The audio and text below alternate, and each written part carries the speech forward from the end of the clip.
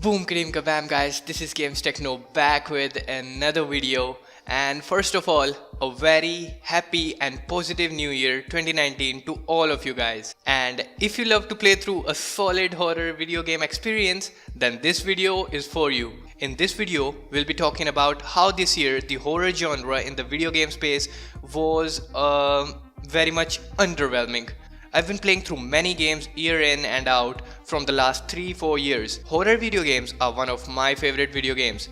Here in this video, we are not gonna talk about any horror games, but the specific ones who are single player in nature and for the most part are linear on the basis of story. And I'm gonna tell you why do I think that this year was a bad year for this genre of video games, and we'll talk about how it can be better next year or for the upcoming years of the future.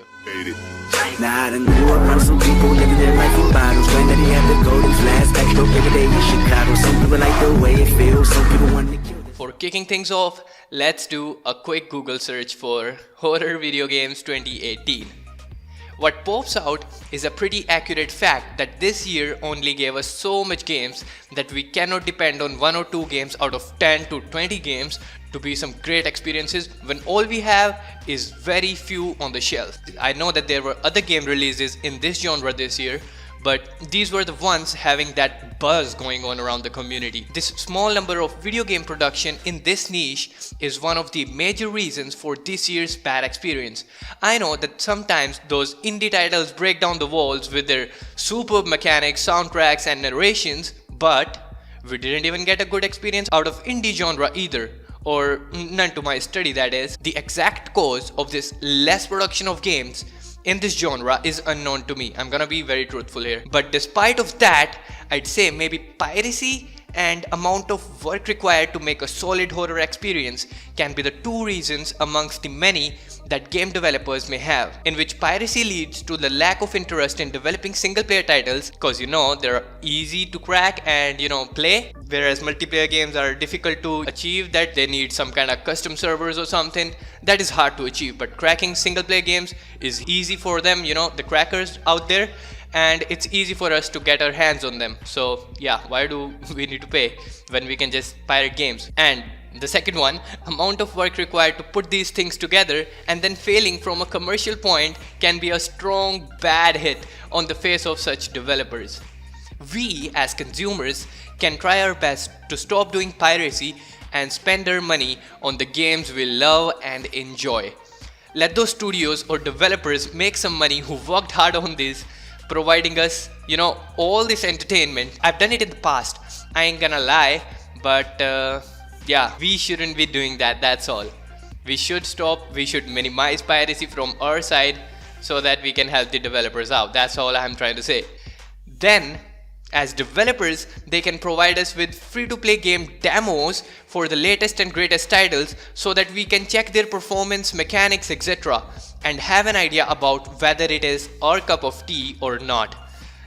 Just like Resident Evil 7, that is the best example I have there, because the demo pretty much shows us the a small area of the game, and it does it in a great way and tells us about the mechanics and kind of the story a little bit. But they can only tease so much so that they don't spoil the story in the main game and stuff. But doing demos is a great way for the developers to reduce piracy to an extent, I guess. Another major thing behind the fall can be the repetitive nature. For one, most games in this niche have the same kind of story, narration and mechanics, and for the other, they've got the same things to do again and again, like the same grind to run from the monster, but the spice is, it's a different monster every time. Visually, but all he does is the same bullshit. It follows you and smashes your head in the anchor of a boat. I don't know, like, it smashes your head in the anchor of a boat, like, what the fuck? The causes of this problem can be lack of good studios getting into developing such horror games that we want, or the insecurity of trying something different that may not work out for them. But what's the point of releasing the same kind of games when you know that it's gonna do no good, neither in the commercial standpoint and nor from a critical standpoint? The games like Resident Evil 7, Doki Doki Literature Club, Darkwood, Little Nightmares are some of the titles that were my favorites in this genre, for 2017, and they've all done something or many things in a very good way. This year I've got nothing besides maybe Visage, which I only played once in its beta state, and it managed to crash pretty early into the game, and I was never intrigued enough to open the game again, like even open the game again to play it out. So I wouldn't count that as my favorite, of course. My last but not the least points gonna be the lack of psychological horror and reliance on bursty or jump scare horror. You know what I mean. My favorite kind of horror in a video game is the psychological horror. I love this horror as much as I hate to spell it. This is the kind of horror which messes up with your mind and questions you every few moments that why the fuck and what the fuck is exactly happening. You know nothing when you're feeling this horror, but you know something at the same time. That's that's some funky shit right there.